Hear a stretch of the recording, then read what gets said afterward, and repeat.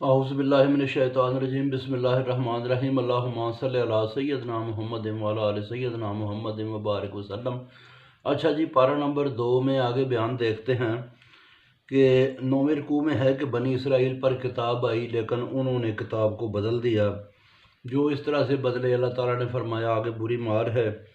جو منکر جو ہے نا، وہ دنیا پر خوش ہوتے ہیں کہ ہمارے پاس دنیا کی مال و دولت بہت زیادہ ہے، اہل ایمان کا مذاق اڑاتے ہیں۔ قیامت میں اللہ تعالیٰ نے فرمایا جو پرہیزگار ہوں گے وہ افضل ہوں گے۔ روزی اللہ تعالیٰ کے ہاتھ میں ہے، جس کو وہ جتنا دینا چاہے وہ دیتا ہے۔ پھر فرمایا کہ میرے نبی آئے، انہوں نے کتاب آئی اور فیصلہ کرتی ہے، چیزوں کو صحیح بتاتی، سیدھی راہ دکھاتی ہے۔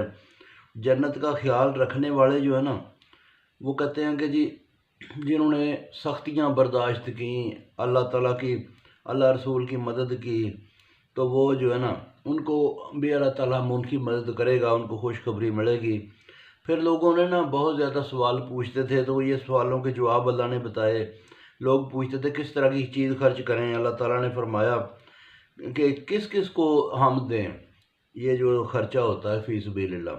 اللہ تعالیٰ نے فرمایا فائدے کی چیزیں دیا کرو، پہلے ماں باپ، پھر رشتہ دار، یتیم، محتاج، مسافر، اور اللہ کو معلوم ہے تمہاری نیت۔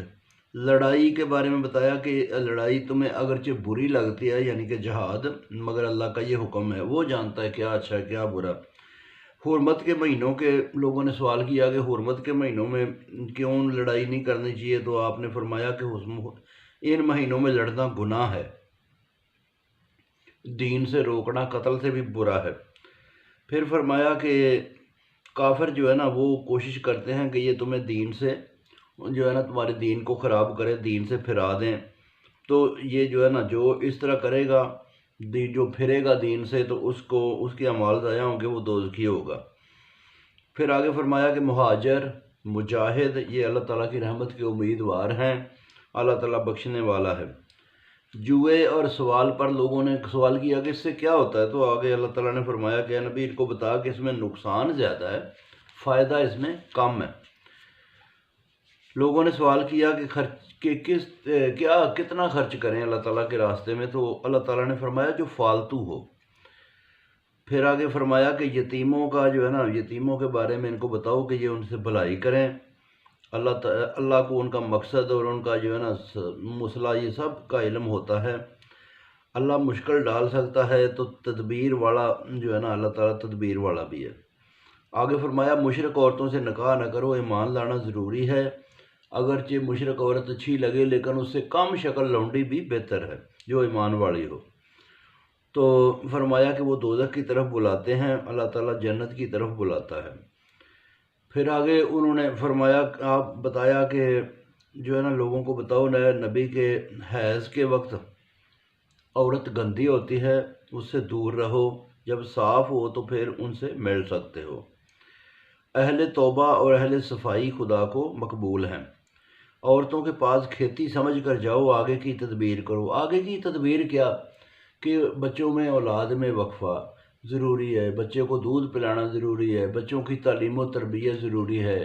تو بندہ جو ہے نا وہ جتنے بچے آرام سے ان کو اچھا انسان بنا سکے، پڑھا سکے، تو وہ اتنا کرے۔ باقی بندہ بہت زیادہ اولاد کی حرص نہ کرے اور اپنا احتیاط اس میں لازمی رکھے۔ تو آگے فرمایا کہ اللہ کی بار بار قسمیں نہ کھایا کرو، پرہیزگاری اور صلح اگر کراؤ گے تو اللہ جانتا ہے۔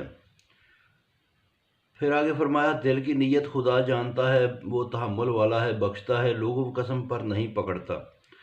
جو عورت کے پاس نہ جانے کی قسم کھائے تو وہ 4 مہینے نہ جائے، پھر جائے تو اللہ مہربان ہے۔ طلاق کے بیان پر اللہ تعالیٰ نے فرمایا کہ اگر کوئی کہہ دے طلاق ہے تو وہ 3 حیض تک انتظار کرے۔ اس دوران میں اگر حمل ہو پہلے ہی عورت کو تو وہ بتا دے۔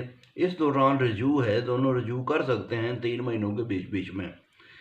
اگر اسی طرح سے طلاق پھر دے دی 2-3 بار ہو گئی تو